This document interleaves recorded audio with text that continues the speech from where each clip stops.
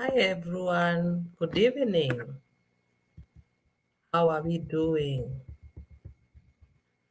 I'm so excited to go live tonight. Uh, I've been looking forward to this. I don't know whether we have anybody with me before we start. Like I always say, this is a live session and it's not live until we have people with me. So I would want to know whether there's somebody here with me before I proceed. As you can see, I'm shooting from a different locality from where I normally shoot from. Do we have somebody with us here before I start the teaching sessions for the day? I would want to know whether there's somebody with me. Thanks, caller. Always a pleasure to see you here. Thank you for never missing out on this. I'm so blessed to have people like you who always show up. So thank you very much, caller. Do I have somebody else before we go live? Thank you, Scholar. Anybody else who wants to say hi to us and tell us where they're watching us from? Millicent Kaindo. Thank you, Millicent. I'm so blessed to have people like you, and Wangoi is present. Thank you so much. It's always a pleasure to have you here. It wouldn't be a live if I found myself alone. So I'm happy that you've come up, that we can learn together. Do we have somebody else? Maybe you can tell us where you're watching us from as we wait for more people to join. Wow, Maureen Otieno. Thank you, Maureen. Thank you for showing up. I'm honored to have you here. Do I have somebody else? You can give them a minute or two so that people can join us. You can tell us where you're joining us from, where you're watching us from. We have Scholar, Millicent, Anne Wangoi, Maureen. I can see we have many people who are watching us. Can you kindly tell us where you're watching us from if you wish? We would love to know who we have here. We have Ruth Wambiri. Thank you, my namesake. I'm so honored to see you here. Thank you for showing up. Do we have someone else? You can tell us where you're watching us from. Millicent and Scholar, Anne, Ruth, Maureen. Where are you watching us from? Even as we wait for more people to join us. We always love to give people a few minutes to show up, to join. If you have questions, you can start putting your questions down. I will have a moment to answer questions that are asked here, even as we go on with our live session. So if you have any question that you'd want me to answer today, please put it here in the comment section. I'll look at it and I'll answer it as I go on. We have the Unicorn Squad, Faith here from Kasarani. Thank you, Faith. I'm so honored to have you. Ruth is watching us from Kekambura. Thank you. It's such an honor. We have Paris Kamau from Ruare Nyeri. Thank you, Paris. Thank you. Thank you for showing up. It's a pleasure. I feel honored. We have somebody else, Grace. Oh, Grace Ananda. Grace. Thank you so much for showing up, Grace. Such a pleasure to see you here. Much welcome. Do we have someone else who is watching us before we start with our topic from today? And we're going from Nanyuki. Thank you, Anne. Ladies, I feel so blessed to have all of you here this night, even to be able to share a moment with me. Like I had told you, as you can see, I'm shooting from a different location. Thank you, Juliet from Utawala. Much welcome.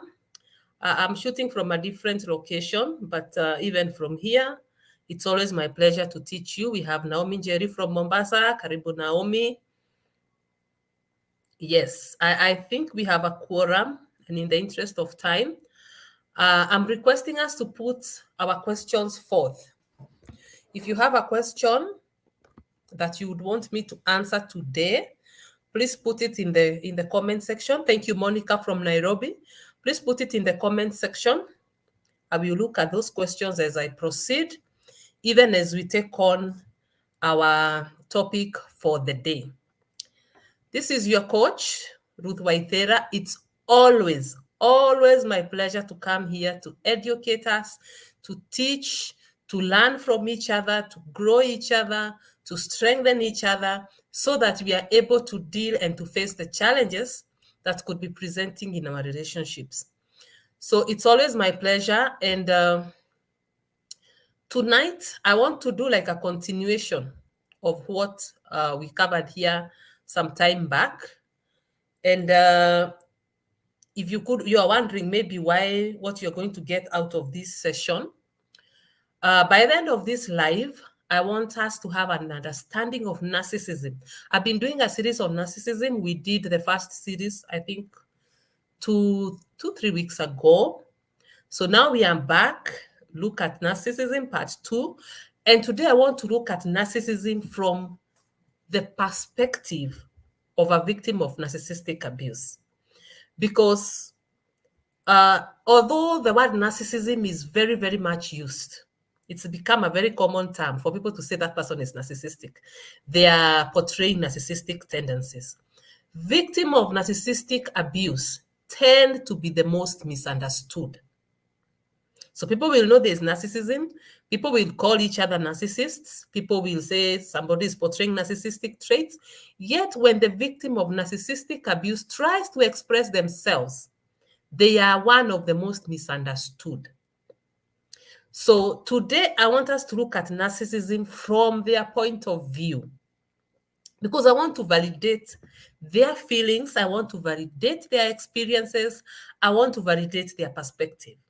Because the moment they try to express themselves to other people and they are misunderstood, they are so invalidated.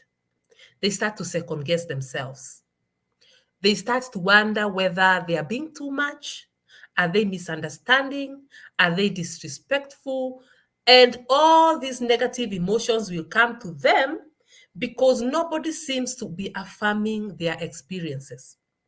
Nobody seems to be telling them you're not crazy, that you are okay, that the reason as to why you are feeling this way is because you are abused. So today I want us to look at narcissism from their perspective. I want to validate their experiences. I want them to feel at home. So I want to help those who are feeling stuck.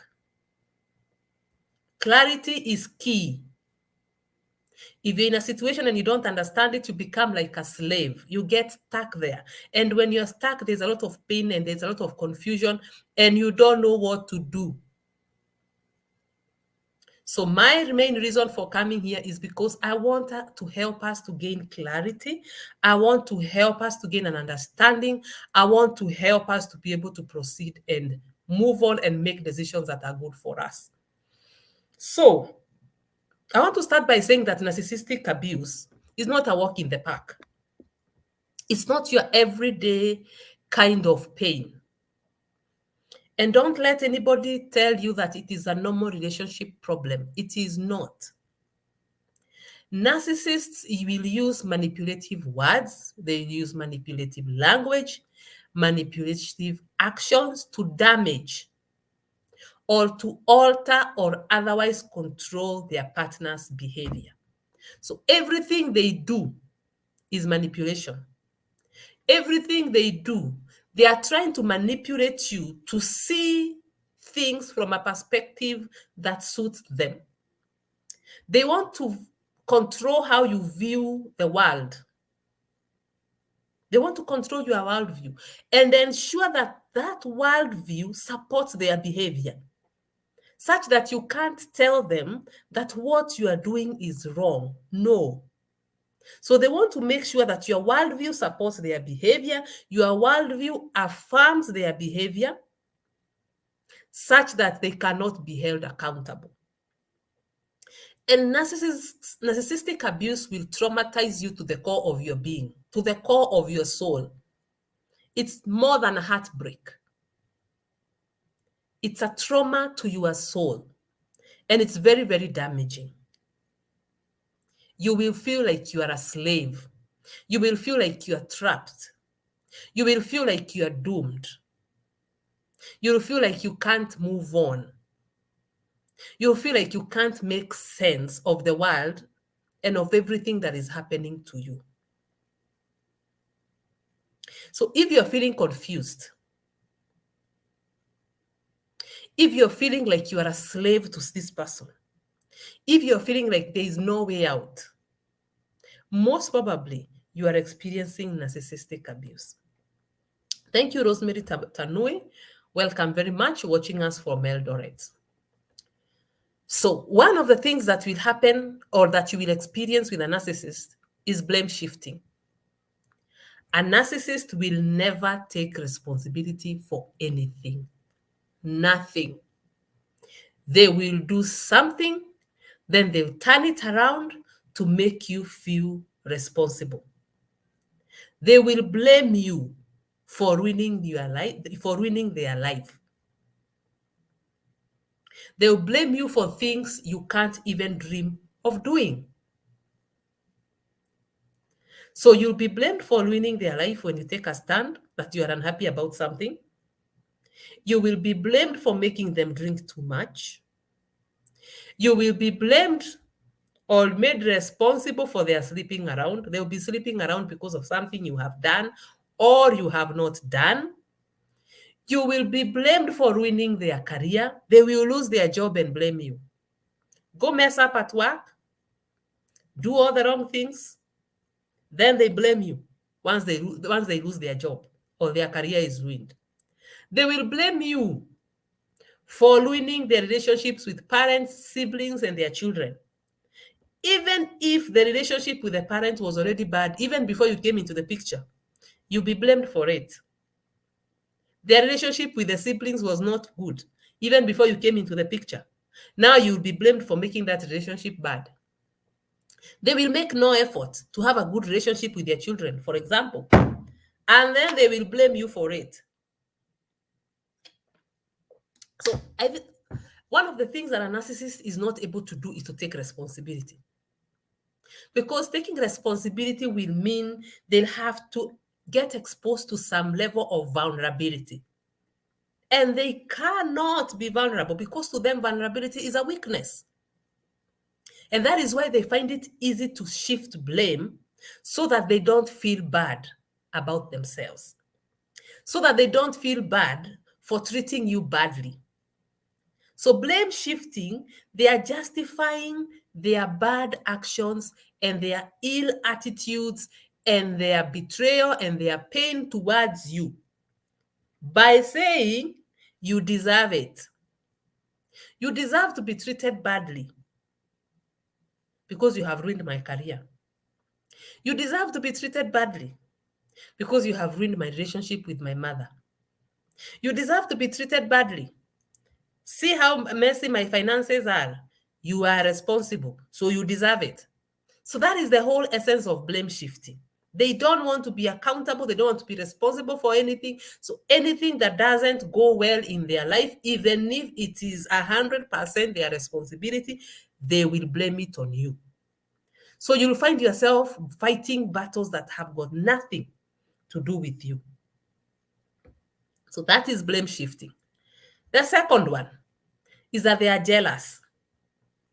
Narcissists are jealous of your accomplishments. There's a time, I think in the other video I told you, they want all the money to be in their pocket.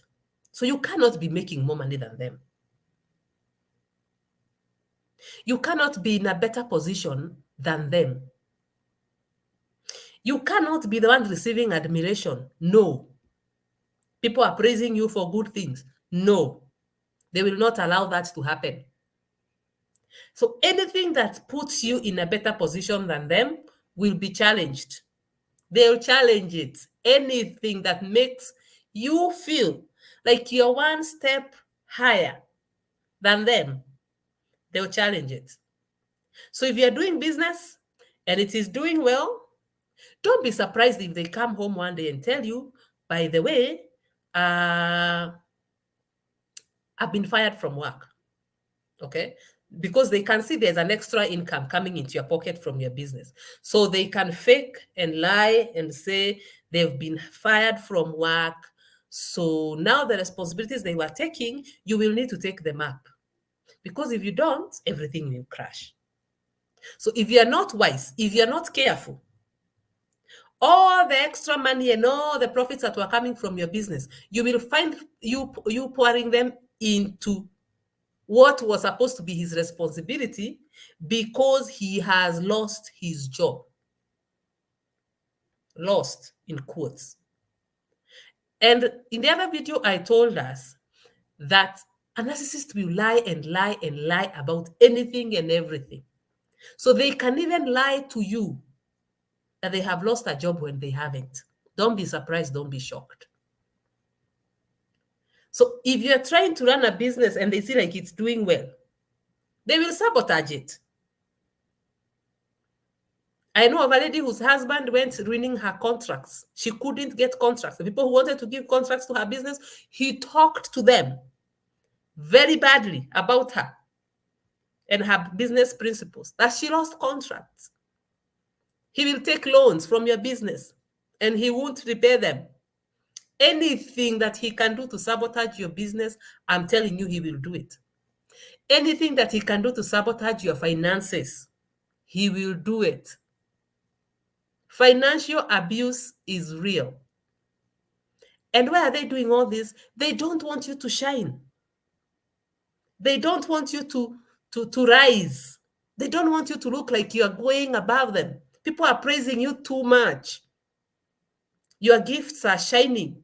You are showing up differently.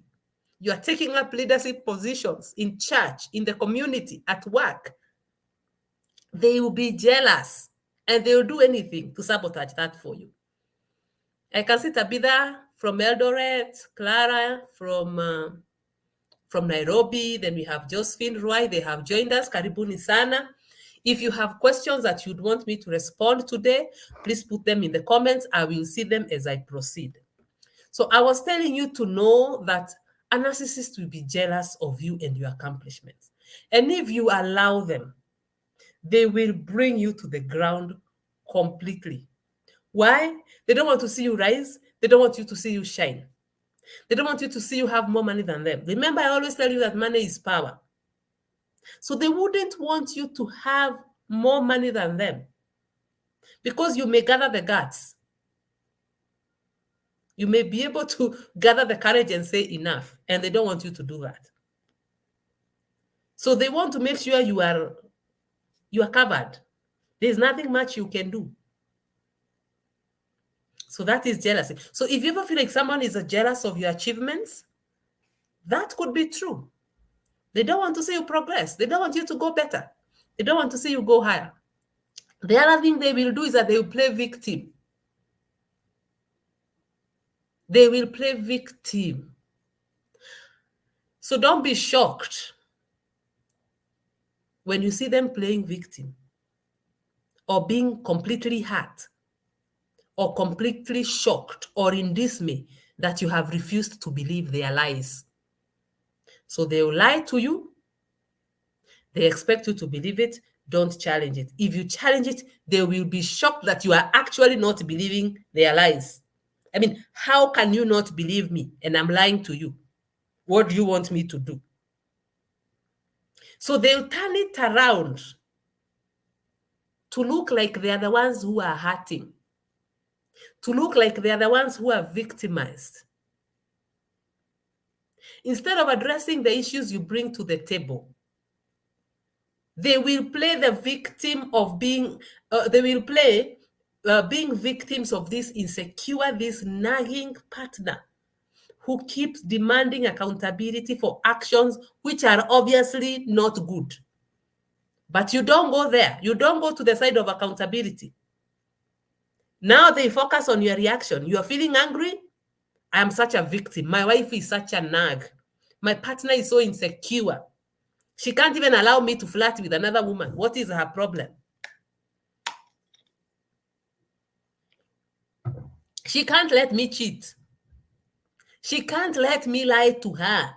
She's not allowing me to steal from her. That's what they are normally saying. So they'll play victim. So you will come with this serious concern you have about this person, you have about this relationship, you have about their actions, you have about something they have done. Then they will turn it around. And at the end of the day, you will be the bad one and they'll be the victims. And don't take it easy.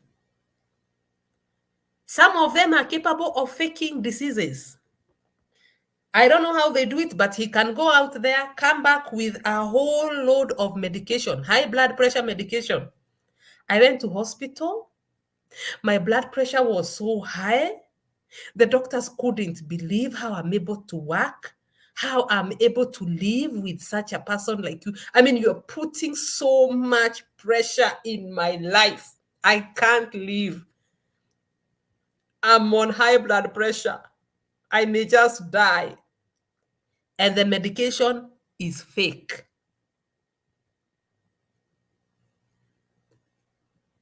So by bringing in medication, they are simply trying to tell you, whatever it is that you are trying to ask me about, please stop. Because if you continue to try and hold me accountable, I may just die of high blood pressure. So if you don't understand that this is a tactic, that this person is playing victim, you will be so confused. Your pain will multiply, and you'll find yourself apologizing and making amends for mistakes that were never there. They can even be admitted in hospital. And once you ask them why they're admitted, they will say it is stress related, it's pressure related. You are not, the home environment is not conducive. My relationship with you doesn't feel safe. I feel so, and they'll create a situation and they will exaggerate it. If you are not careful, you will be caught into that mix. You will find yourself stepping backwards from asking questions. That's the whole essence of playing victim. Stop asking me questions. Allow me to do what I want. Because if you don't, I'll create a scenario. I will even call my mother and tell her I am so sick, I'm not leaving the house, and my wife is not taking care of me. While it is all a lie. And unfortunately, they are able to lie so smartly. Not many people can tell them out. Because you, in your normal senses, you can't imagine going to a chemist or a hospital or wherever they get this medication from just to avoid being accountable for something. But they'll do it. So they'll play victim for anything. Anything they can turn around to look like you are the bad one, they will turn it around. Even if it means getting medicine from a hospital, pretending they are dead, pretending they are sick, they will do it just to avoid accountability. There's something we call projecting. And projecting is taking my feelings, my emotions, my behaviors, and placing them on you. So here I am, Ruth. I know I'm lying. I know I'm not accountable. I know I have things that I'm hiding from you. But then I will tell you, you know what, so and so, you're such a liar. You're so angry. So they'll make it look like it is you who has those things that they have. And we normally say that the closest you get to truth with a narcissist are the things they are accusing you of. So just look out for accusations. If you're being accused of lying, just turn it around, just know they are lying. If they're accusing you of infidelity, please turn it around. You don't need to struggle so hard. If you know you are not being unfaithful and you have no infidelity cases, just know they are telling you that they are cheating. If they are accusing you of lack of transparency, just know there is so much about their life that you know nothing about. And they are very good at this one. With a narcissist, there is no accountability, there is never planning, there is never nothing. The only things they plan for are yours. So they'll plan for your money, they'll plan for your time, they'll plan for your stuff. But theirs, we don't. So if they accuse you that you're not transparent, just know there's a whole world behind them. that you have got no idea, no clue. You will see they have money. You'll just be seeing money, bundles of money, bank statements with a large amounts of money. You have no idea where that money came from. Or you wake up in the morning, in your car garage, there's a new car. Nobody told you about the car. Nobody told you about the piece of land. They'll change jobs, they won't tell you. So you'll be thinking somebody works in organization A, but they moved to organization D a long time ago and you have no idea. So the things that they accuse you of, the things they project on you, just know that is the closest to the truth. They are not going to come openly and tell you, no, so and so, I can see now I'm buying a new land, so and so, I have millions in my bank account. No, they are not going to tell you that. They will accuse you of having money in their account that they don't know anything about. That is projecting. And that's the closest to the truth because they'll never come out openly and tell you something. So if you see somebody accusing you of things that you know nothing about, just know they are projecting it onto you. Pick that as truth. They are telling you the story now. Don't go looking for other truths. The truths are right there with you. It's called projecting. The other thing they will do is that they'll mock you. They are good at this one. They will mock your pain. They will make fun of your sobs. You are crying, you are sobbing, you are wailing. They'll make fun of you. They'll make fun of your sad, confused face. They will say you look ugly. Like you look so bad in that face. You look so bad when you're sad. You sound petty when you are crying. Can you stop sobbing? They push you to the end of anger. And then they say, just continue, breathe so hard. You see that you are an angry person. Breathe hard, breathe out so that anger can subside. That time they're the ones who have provoked you to that level. You feel like you want to burst. Then they'll tell you, just breathe hard, let that anger come out. Stop crying like that. They will push you to financial handicap. You will not be able to afford anything. Financial abuse. Make sure you have no money. Then mock you at how broke you are. You are so broke. I mean, look at so and so. She's less educated than you. She didn't even go to high school. Yes, she's running a very successful business in town. What kind of a person are you? That time, they have forced you to take loans. Some of you have been forced to quit jobs, to stay at home and take care of the home, which is not a bad thing.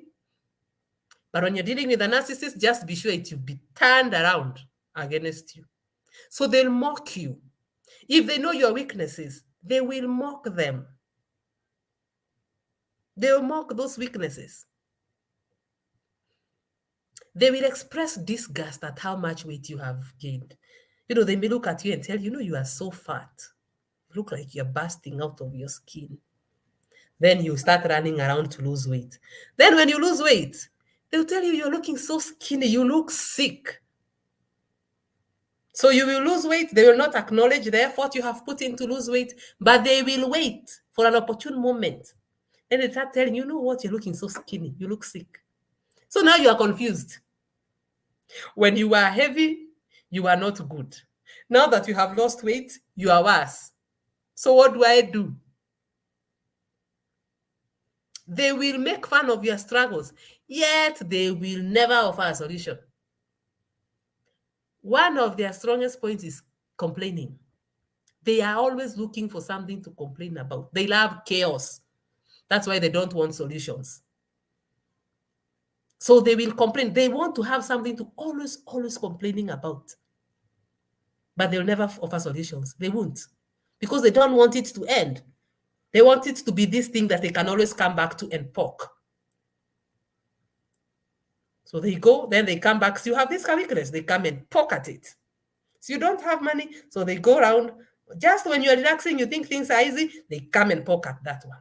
They mock at that one. Just to keep you here, confused, running around, hurt, feeling rejected, unsure of what to do. That's how they want you to be. So I'm seeing somebody is asking, how can one detect a narcissist at the beginning of a relationship? Number one, be very wary of somebody who loves you at first sight. I'm so sure it is you. I'm so sure. We don't even need to think twice. Actually, next week, I'm going to your parents to tell them that I want to marry you. They will rush things like that. They won't give you time. That is one way you can detect it. Number two, people who don't appreciate you as a person.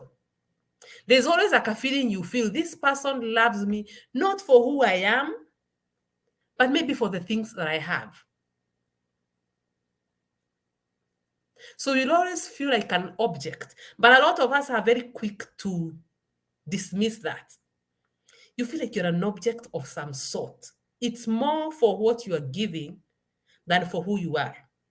And that's why we always say, when it comes to love, pay attention to how someone makes you feel more than how you feel about them. Because how we feel about people has a way of blinding us. You are so in love with this person that you don't see anything good, that you don't see any red flags.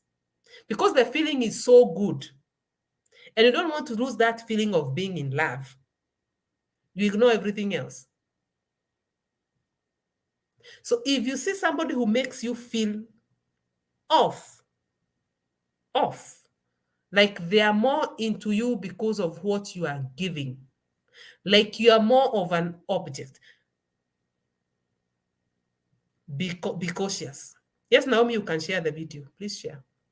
Be very cautious. Other small things like silent treatment.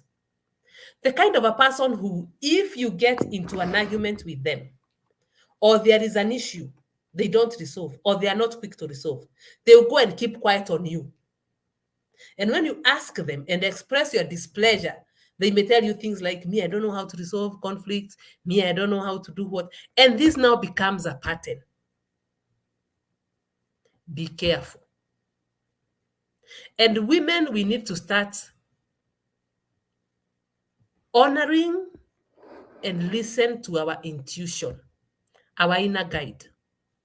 Because some of us may have missed the early signs of narcissistic abuse because maybe there was nothing big presenting. Maybe you can't remember anything big, but you had this feeling at the bottom of your heart that just felt a bit off. Off. You look around, you can't relate what it is, but it just felt a bit off. Others, we have taught ourselves to ignore lies. Somebody lies to you and you can tell it's a lie, but because you don't want to lose them, because you're imagining, because narcissists are very good at love bombing. They'll make you fall in love and fall hard. Many times they tell you all the right things. They study you like a book. For them, it's a game. So they'll study you like a book to the nitty-gritties. So they know what you like, what you don't like. And they will do exactly the things you like. For them, they are acting. And you see, you don't act forever. So they have given this thing a time frame. They know I just need to behave nicely for 6 months. She gets into the box. I marry her. I make her pregnant or whatever. She comes to my house. Another 6 months. Then I can remove the mask and throw it away. So they are likely going to act. But once in a while, they'll be asleep here and there. Somebody lies too much. Or maybe you haven't caught them lying to you, but you can hear them lying to other people. And you imagine that they can never do the same to you. Woe unto you. It's just a matter of time. The same lies they are telling others, they will start telling you. Or they are already telling you lies. It's just that you haven't been able to identify them.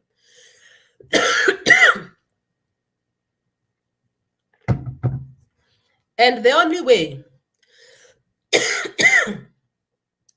way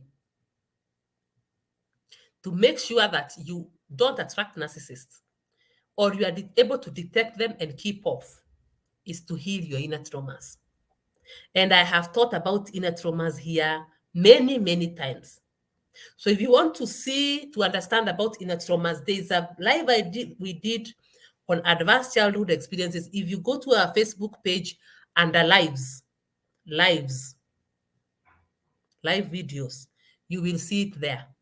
So go and watch about codependency, go and watch about advanced childhood experiences, go and watch about trauma. We have all those videos on our Facebook, on our YouTube page. Go and watch about attachment styles. Then you will understand how you attract this kind of people in the first place. It's all explained there. Because there are people with a certain kind of mindset, belief system, thought patterns, inner wounds, and traumas that make it easy for them to attract narcissists. So Anne is asking, is there a hope for change for a narcissist? People nowadays say there is hope. I don't want to say whether there is hope or no hope. All I know is that, according to me, what stands in the way of a narcissist healing is their grandiosity. And in the other video I did about narcissism, I explained about grandiosity. So are a narcissist personality inborn or acquired? Research shows it's a combination of two. It could be genetic, it could be the nurture aspect, where this person was raised in an environment that was very, very abusive and very traumatic, and they adopted this as a way of life. So the other part of the question is asking, what's the long-term plan for a narcissist? Because it's not clear what benefits they acquire in the long run. That is why it is called a personality disorder, because the benefits that they acquire from this behavior don't make sense to you as a normal human being. These things will not make sense to you. But there are people who derive their pleasure and their joy from the pain and suffering of others. So they get what we call narcissistic supply from your emotions. They are like an emotional vampire. And that's why they'll provoke you and trigger you to pain, to see you depressed, to see you angry. They feel like they're in control of something. And we normally say that at the core of narcissism is a deep, deep-seated insecurity. They feel worthless. Their sense of worth is very low. So to feel like they are worth something, they'll trigger other people, they'll cause you pain, because it kind of feeds their ego. It kind of makes them feel important that they are controlling something. But there's also a lot of deep psychology into this matter, which we may not be able to go into. All I normally tell my clients and the people who come to me with these questions about narcissism and their healing and all that, please do not focus your energy on the healing of a narcissist. Healing is normally a personal journey. It's something you decide to do yourself. You can't force a narcissist to seek for healing, even if you drag them into therapy, and don't. Because that session will turn around. You will come out of therapy feeling like a complete idiot, for lack of a better word. You will come out of that therapy session feeling like you are the one who is responsible for the breakdown of your relationship. Especially if you go into therapy with a narcissist and you meet a therapist who knows nothing about narcissism. They'll drag you in the mud. They'll they know how to play victim. They know how to blame you and make you look like you are the worst person they have ever met. So don't drag them into therapy. You need therapy, go for therapy yourself. You need healing, seek for healing for yourself. So let's proceed. So narcissists are also overly critical. And this is how they get their energy, the narcissistic supply. So they will never see anything good that you do, no matter how hard you try. There will always be a speck, like you have cleaned this surface, but there's this tiny, tiny thing here that disqualifies everything you have done. It will disqualify everything. You will do something 99.99 perfectly, but the 0.000001 will be magnified to make it look like you have done nothing. So there will always be that speck that disqualifies you. They'll find something to complain about on a beautiful Sunday morning when everybody is happy, the birds are out there chirping. You have woken up, it's a sunny, it's a beautiful day. They'll find something to complain about. There will always be something to complain about your friends. For them, they're always anticipating doom. There's always something negative. There's always something that's not working, that's not going to work. They'll criticize how you dress, how you parent, how you do business, how you cook, how you show up at work, how you express your faith. Anything, everything. If they get a space to put in their criticism, they will put it in, they will magnify it, and you will look like a failure. You will feel wrong in all areas. You will feel like this very, very defective human being. With a narcissist, nothing is good. And this is where so many of us get entangled and stuck. Because they will say something and you will think, once I do this thing here, just this one, it will change the whole relationship. Things will be good. Because this is the thing they have really been complaining about. So you pour out your energy. You pour out your whole self to do this thing. Then you will finish it and do it perfectly. Then they will shift the goalpost. Now you start running towards the new goalpost. So you go and do something about what they are complaining about.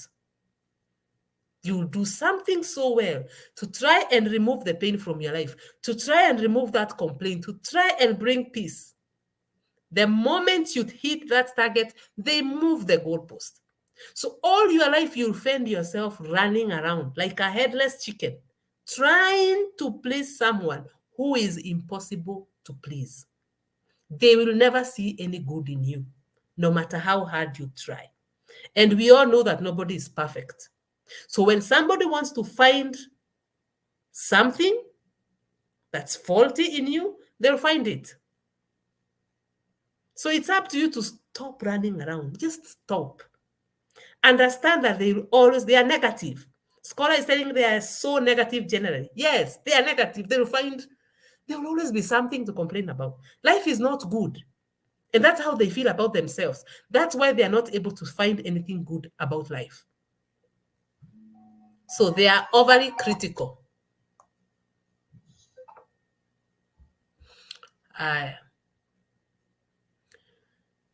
Then they will attack your confidence. Just a minute. They will always attack your confidence. And I want you to know that a narcissist targets the smartest, the brightest, the most ambitious, the most joyful individuals on earth. They are attracted to good things. They want the good. So they see light, they come close to it, they want it. You are the light. The moment they get you, instead of helping you to fan your light, to fan your goodness, your gifts, your passions, your desires, and to build this big flame of light, they want to dim that light. They want to dim the light. The moment they come close to you, they realize this is too bright. This light is too bright. Me, I don't want this kind of brightness in my life. So they want to destroy it. And that is how they damage your confidence. Over time, you will start to feel like you're incapable of doing anything to manage your life.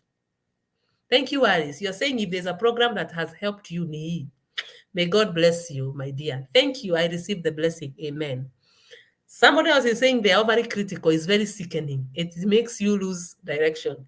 Yes, that's what they want. They want you to just be moving around, angry, confused, in pain, resentful. That is how they get their energy. They're energy vampires. That's how they feed on your energy. So people who have been in victims of narcissistic abuse, they over time you start feeling you're incapable of doing anything for yourself. So you will find this person at work, they are very good. You are an MD, you are a CEO of a very successful corporation, but you are very doubtful about your ability to run your life. You don't feel like you can manage on your own. You will be so financially abused that you feel like you can't meet your needs. So they attack your confidence to the extent that you will think 100 times or even 1,000,000 before you walk out of that relationship. You will be the smartest, the brightest. People look at you and they wonder, can't you see what we see in you? God, you can be president. You know, but you don't see it. You have been made to believe you are nothing. You have been made to believe you are worthless. You can't amount to anything.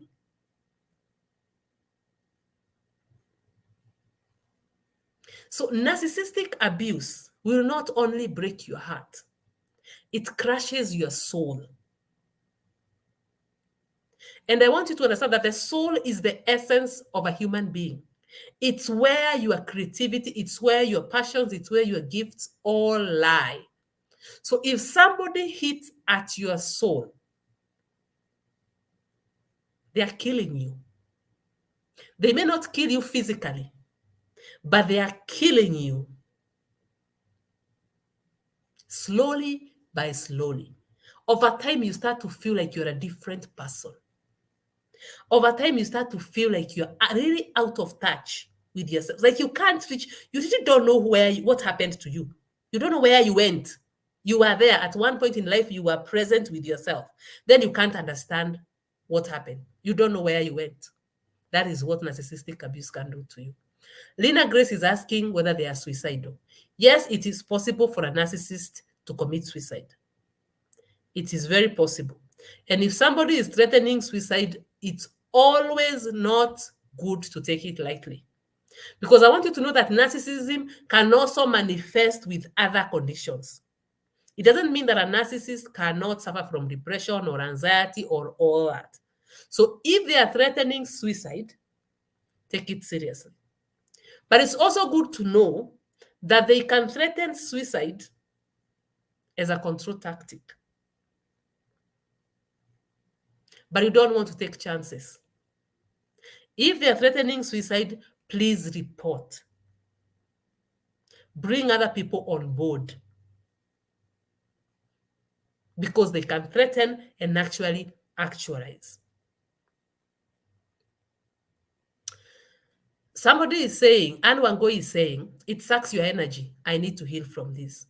Yes, Anne. A narcissist is an energy vampire. Just look at it that way. All they want to do is to suck life out of you. Please seek for help. If you need support, I am here. Tabitha is asking, in case of separation and they marry another partner, do you think the narcissism will stop or they'll continue to abuse the next partner? The next partner is not lucky. They will be abused like you or even worse. It's not about you. It's not that you are the bad person. It's not like you are the person who is attracting abuse. The next partner will still be abused. There will be the stage of love bombing, whereby you're made to think you're the best thing that has ever happened to this person. Then after that, slowly by slowly, the discard process will start. And this person will be abused just like you are. So they are not lucky. They will not stop, because it's got nothing to do with the person. It's got nothing to do with the partner. It's got everything to do with the narcissistic partner. Lina Grace is asking, Ruth, this has been so helpful and awakening. Where were you? Oh, Lina, I hear that question so many times. But I tell people, here I am now. I think this was the moment that was appointed for us to meet. So once you hear this teaching and it touches you in a special way and you feel like you need help, please seek for help. This is your moment. It's not too late. You can always recover, because that's the fear of many victims of narcissistic abuse. Am I ever going to recover from this? Will I ever get my life back? Yes, you will. It may be long, it may be hard, it may be painful. It will. Not even maybe, it will. He won't give up without a fight. Most likely, he's also going to drag you in the mud. But at the end, it will be all worth it. Scholar is saying they also threaten to leave you. Yes. Yes. They will apply all manner of tactics to make sure that they have control over you. Lois is saying, very true. I personally came across such. It's good, Lois, if you're able to identify them. Kate, energy vampire is the word I use. Yes, they are energy vampires. They want to suck life out of you if you let them. And they will if you let them. So if you're feeling like you are not confident, like you are attacked, like you are a shadow of your former self, just know that this person is attacking your soul, the very essence of your being, the very essence, where your life is, where your creativity is, where your gifts and your talents and your passions and what brings you to life, the person, where that person lives, that is where they attack. So Kate is saying it's hard, very hard. I guess she's saying it's hard to live with a narcissist or something like that, or to be in a relationship with somebody who is narcissistic. Yes, it's very hard. It's extremely hard. And like I said at the beginning, people will talk about narcissism sometimes very lightly and very casually. You would think that that is how they will view victims of a narcissistic abuse. But victims of narcissistic abuse are the most misunderstood. They are the most misunderstood. Because many narcissists are not as obvious as you think. Some will beat you, others won't. And the kind of a person you know in the house and the one that is known out there in the public image, they are two completely different people. Nobody will believe you. They will say, are you talking about so and so? The one that we know. No, no, no, no, no. You must be the bad one. They are leaders in the community. They are leaders in the church. They have high-flying jobs. They are doing so well. They are so supportive of their families. They will buy you big cars. They will build for you big houses. They will take your children to good schools. They will give you a life according to the outside world. And it will be so difficult for you, very difficult, to convince anyone you're being abused. Kemboy is saying women today are shining, educated, successful, and liberated. Our men need to be trained to appreciate our high-flying women. Narcissism is a default attitude of cultural grandiose men. Thank you, Kemboy. The issue of culture and narcissism is real, because some of our societies and some of our cultures really uphold narcissism at its highest. Men are taught to treat women like objects. Objects. So women are to be seen and to be used and discarded. So we need, so the issue of abuse could have a very deep cultural basis. And that is why it makes it so hard for somebody who is abused to be supported by the family and the society. Especially if the abuse is not so outright. And even in times when it is so outright, people will not support you because there's a pedestal where men have been put. There are some cultures where men are treated like gods. And you know, God is not questioned. And God is never wrong. So if you find yourself in a situation where, or in a culture where men are put there, you'll be abused to death and nobody will support you. So it is true that now this information needs to start getting into communities. People need to start asking themselves hard and difficult questions. Women need to start being viewed as people, human beings with feelings and emotions and gifts. And women need to start being viewed as if they came from the same God with the men. Because as long as women continue to be viewed as objects, things to be used and discarded, to be hurt and trashed and trampled upon, narcissism will continue to thrive.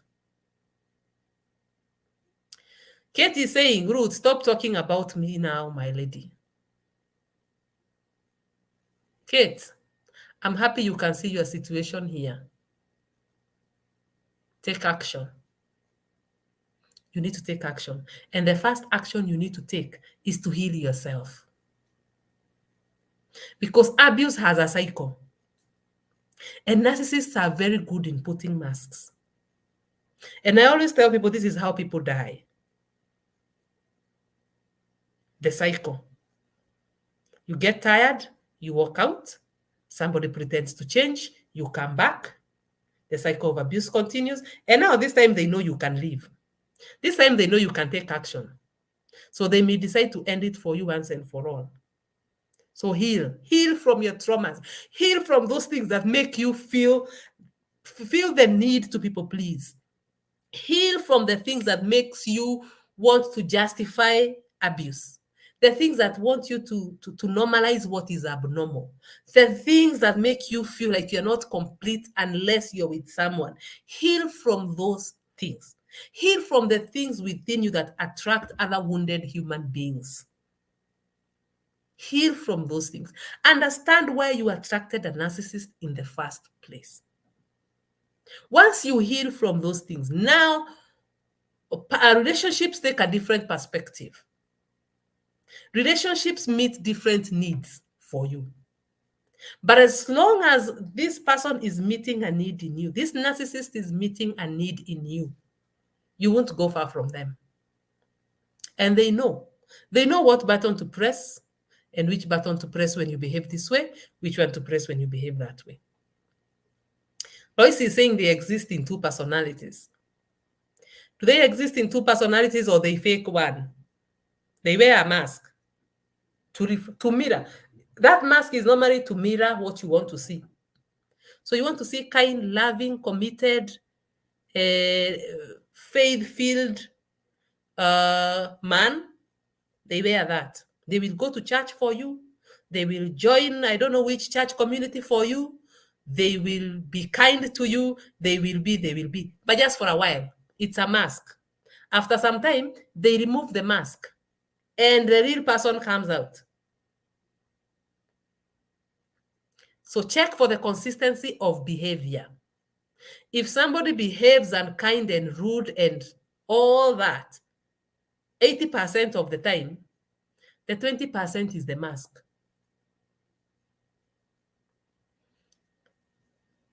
So what I want to say is that a relationship with a narcissist is very emotionally exhausting. You will be so exhausted. As a victim of narcissistic abuse, you'll be tired of life. I have met many women who are thinking death. They're thinking, you know what? I need to end this. They are suicidal. Why? Because living with a narcissist is like being in full-time combat mode. There is never an easy time. Even when it looks easy, just know it's a game.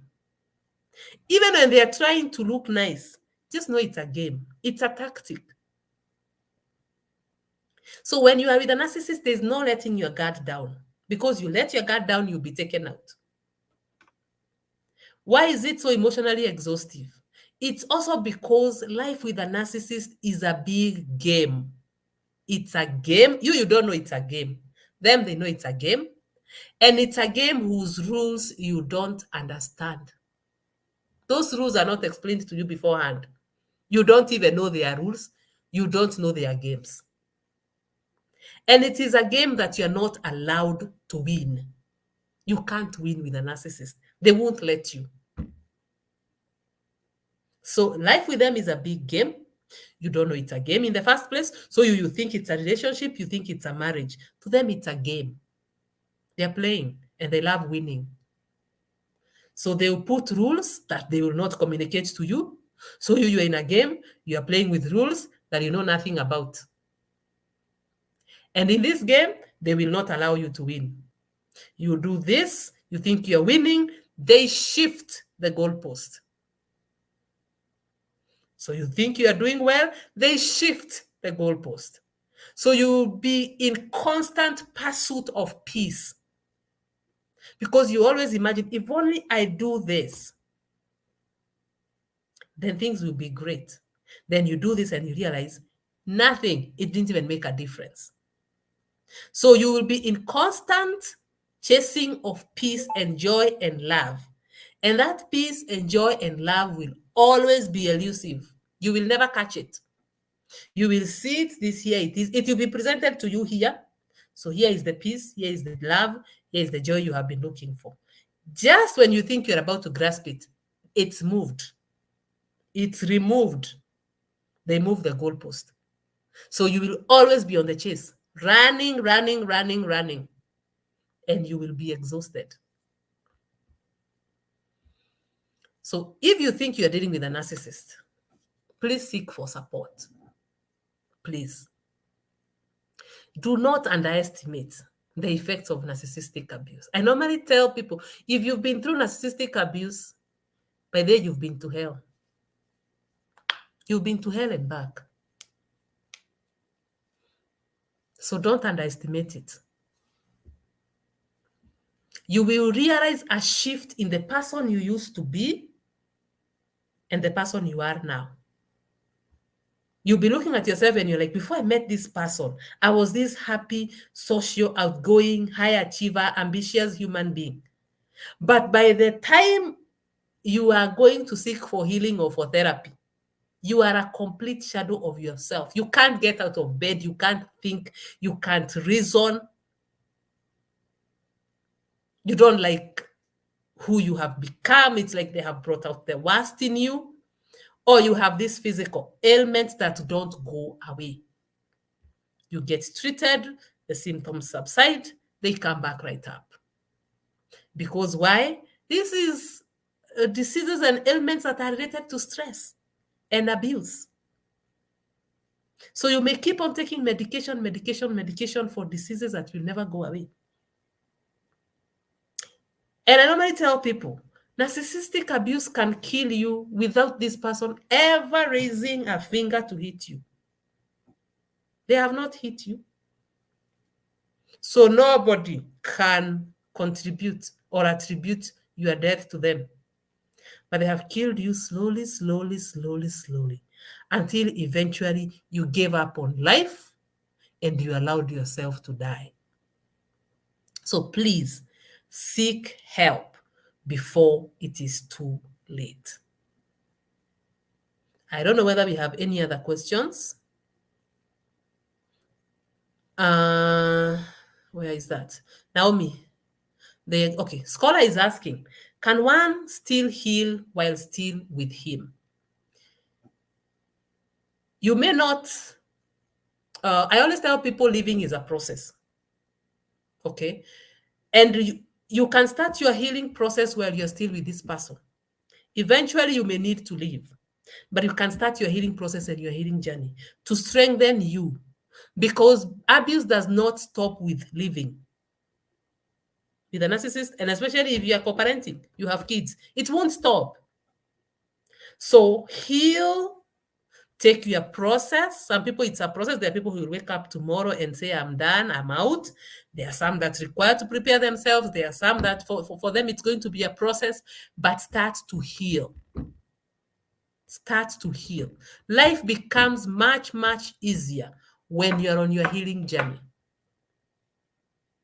Depending on the stage of life you are in, you may not live right away. You may live right away.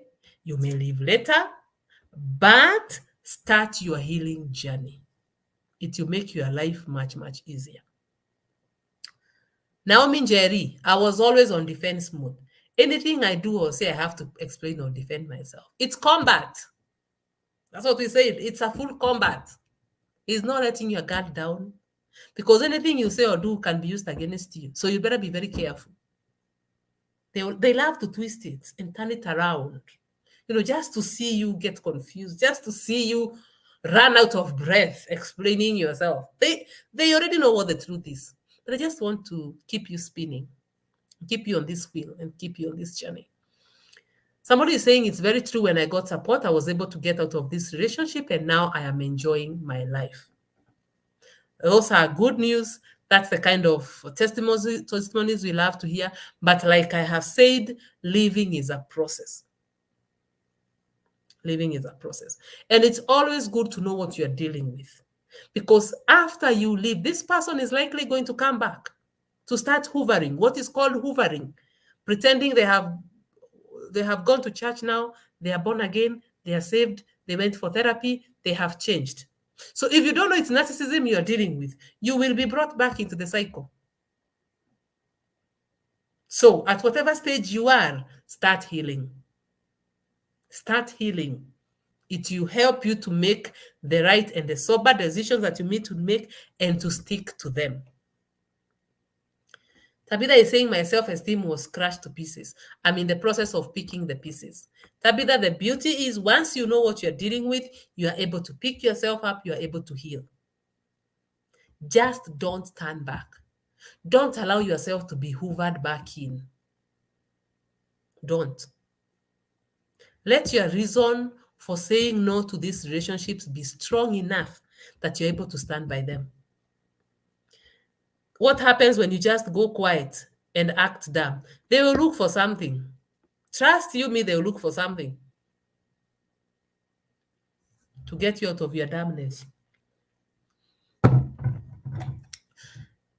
The best response to abuse is, what's the word for it? Is not to react. Because now when you are going dumb and you're going quiet, you are reacting to the things they have done to you. So instead of reacting, just heal, get strong so that you are able to respond. Because reacting and responding are totally different. There's a way you are able to respond to their tactics. There's a way you are able to respond to the kind of things that they are doing and they are saying without reacting. Because reacting, you may even find yourself in a reactive abuse kind of a situation, whereby you now become abusive yourself. You become this very toxic individual as you react to this person.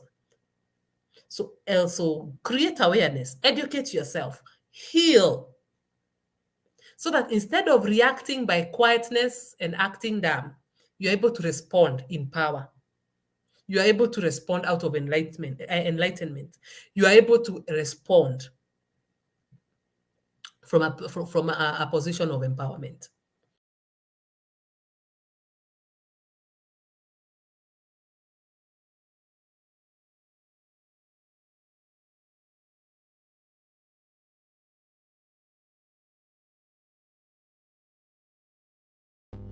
Hello, sorry, Coach Ruth has been drawn out maybe by technology. Please give her a few minutes. She should be able to rejoin. Here she is. I'm sorry, I don't know what happened there. I think, sorry. I think my connection just went down. Sorry for that. Jean was saying she's laughed at it. They just want to watch you run out of breath. Yes, they love to do that. To see you run out of breath, they know exactly what the truth is. But they just want to see you spin around. And a lot of us really give them that spinning by the reacting I was talking about. They see and they're like, this one is so stupid. She thinks I don't understand. I do. But I love the entertainment anyway. Narcissists of either sex. Yes. The other day we were talking about female narcissists in one of our groups. So this is not purely a male thing. Of course, research has shown that there are more male narcissists than female than that, but we also have female narcissists who are also very, very toxic. So another Facebook user is saying it took me 5 years and healing is very paramount. Healing is the process took 5 years and healing is very paramount. Healing is the eye opener. Victim of narcissistic abuse, don't wake up tomorrow and jump out of a relationship just to prove a point. You'll be dragged back in. Educate yourself, heal yourself. Those should be the core things that you are looking at. Even as you do everything else, make sure you are healing. Make sure you are healing. It's the only way to make sure you're not dragged back. And lack of healing is what drags people from one relationship with a narcissist to another narcissist, because they don't understand what drew them to this kind of relationship in the first place. So heal, heal, heal, heal. And finally, like I always say, if you want this kind of support from me to heal from narcissistic abuse, I offer one-on-one sessions. There's a link that Sam will be posting for us in the comments section. So you can book your session through that link. The beauty is that you can always pick yourself up and recover. Once you understand what you're dealing with, focus on your healing journey. Invest in healing. This is something that you will look back at many, many years to come and you'll be like, that was tough. That was horrible. I've been to hell and back. But here I am, stronger than I have ever been. And the only way to have that testimony is to accept to heal. Heal from your inner traumas. Heal from the pain of narcissistic abuse so that you're able to attract healthy partners who will not abuse you. I don't think there's any question that I've left out. So if you want to talk to me, if you'd want me to help you process what it is that you're going through, please use that link that has been posted here in the comment section. It will also be posted on our WhatsApp groups for you to follow, and I will be glad to support you to deal with whatever it is that you're dealing with. So I don't think there's a question I've left out. I want to appreciate you once again for showing up. It's always so good to see you people here. It's alive, so if I'm alone, it won't be alive. So thank you for coming and interacting with me. I'll be seeing you again soon. This is a topic that I love. I love educating women because I want you to heal. I want the pain to end. I want the confusion and the tears to end. I want to see you happy. I want to see you productive. I want to see you enjoying life. I want to see you standing at the mountaintops, out of the dumps and the pits of hell that these relationships have pushed some of us into. So let's heal. Let's invest in ourselves. Let's plan to have 2023 being a much, much better year for all of us. So from me here, it's a good night. I love you all. Thank you for showing up. Thank you for always supporting me. You are in my heart, and I am so full of gratitude for you. May God bless you. Thank you, and have a blessed night.